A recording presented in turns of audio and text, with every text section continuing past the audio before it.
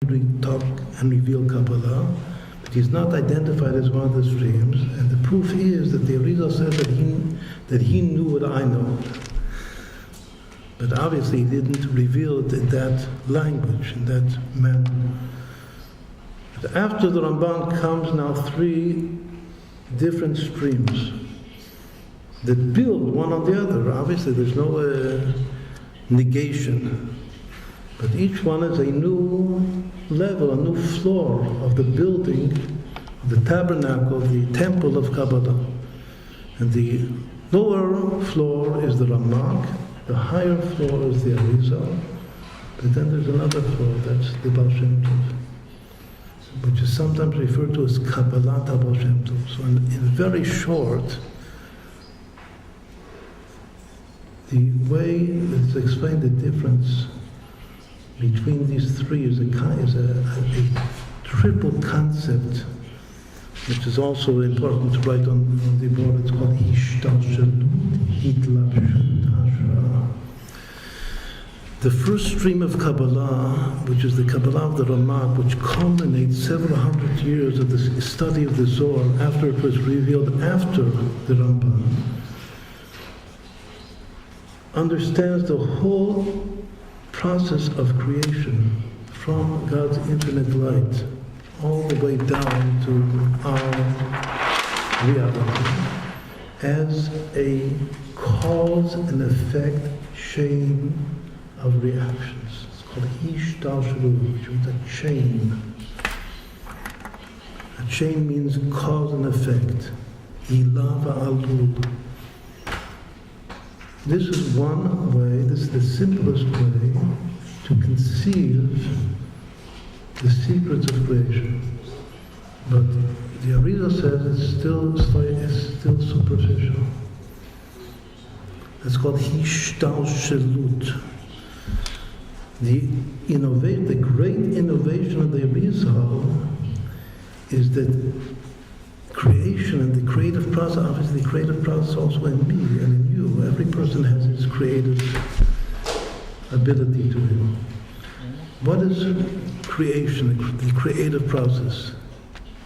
So in very simple terms, the first understanding of creation was Kabbalah. First of all, the science of creation, we'll call it.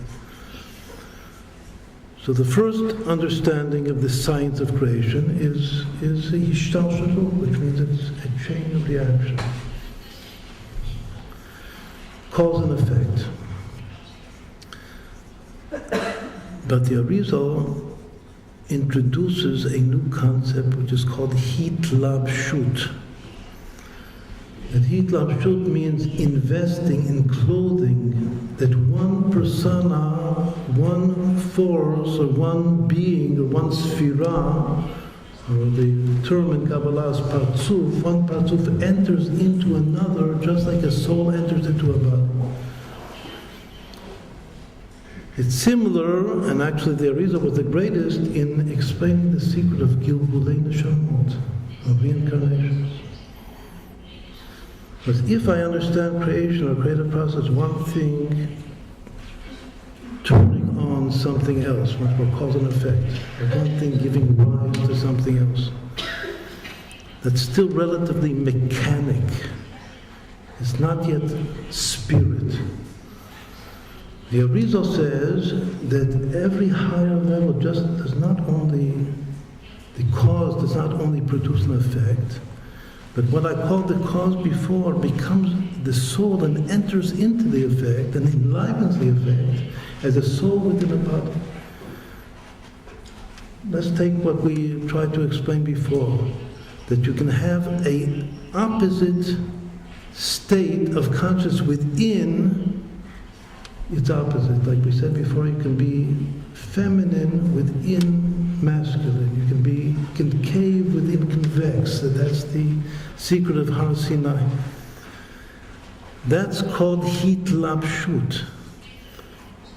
That not just one thing produces something else, which once more is like a mechanical chain, but that one level, or every higher level that enters into the lower level as a soul in a body.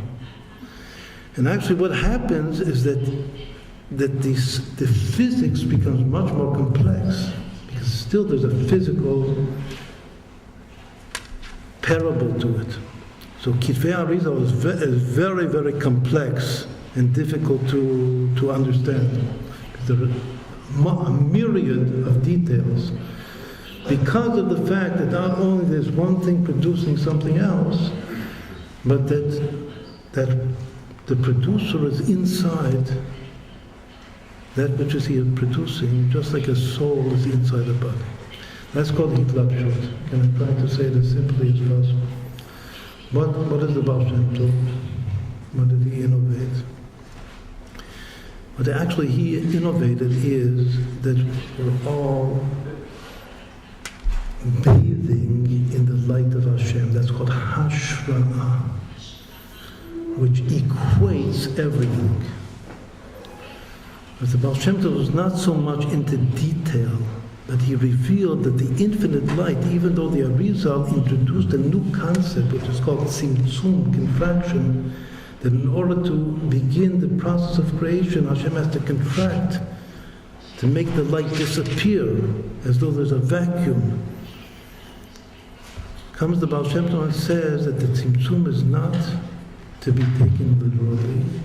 At the we can still experience the infinite light everywhere, in everything. God is omnipresent, is omniscient, omnipotent, especially omnipresent. Let atar panui minei.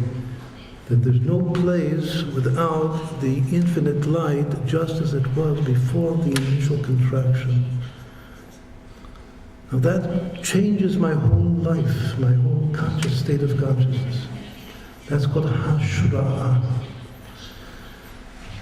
Let's once more summarize. The three basic streams, understandings of Kabbalah are Hishtalshelut, which means, there's another word I didn't say before, which is, it's actually Hishtalshelut is like an evolutionary process. Evolution. Spiritual evolution. That's the first understanding of Kabbalah. Hishtalshelut. The second is hitlapshut. Hitlapshut is a play between soul and body.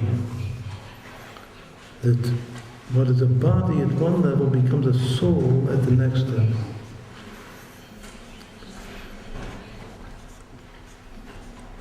So, as we said before, that has to do with reincarnation. That souls return. But the third, which is Chassidut and the Baal Shem Tov, Hashra'ah, is simply that God is all, and all is God, and God is everywhere. And we're in the infinite, we're part of it. We're all part of it. We're also, but we're part. Like we said before, we use the word bathing, so to speak, Tachat Kanfei HaShekhinah, under the wings of the Divine Presence.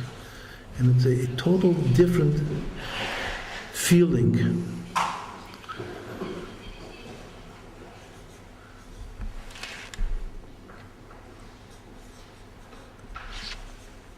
Well, now just look and see. It's very important. Even in the Gemara, it says that a person, whenever he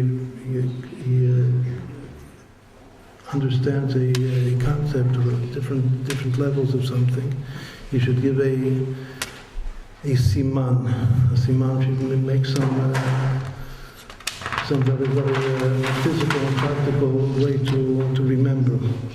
So actually the siman for these three is the three letters of the root of Kabbalah itself. Kabbalah, as we said before, it's a root in the Hebrew language. It has three letters, Kuf, Bet, and Lamed. The Kuf, which has a long, extended foot to it, is the only letter that goes below the bottom line of the letters. It represents Hishtalshelut. The letter Bet means in. The Bet letters have meaning to them. Bet, it means a house, but it means inside. That there's always something inside, and this very often the opposite is inside the opposite. Just we said before that the male is inside the female is inside the male. That's what the letter Bet represents. It's actually the first letter of the Torah, Breshit. But the letter Lamed, the last letter of the root Kabel, is just the opposite of the Kuf, because the Kuf goes down. The Lamed is the only letter that goes up above the ceiling of the letters.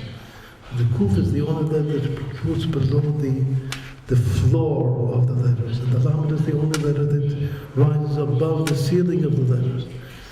And the Lamed is called Migdal HaPoreach Ba'avir. It's called a flying tower. And what it represents Hashra'ah. But the word Hashra'ah is that we're all in a state of, we're in an inspired state of being, because we're all part of God, we're all inside God, inside the infinite light that was present before the beginning of what we call the creative process, which begins with the Tzimtzum HaRishon.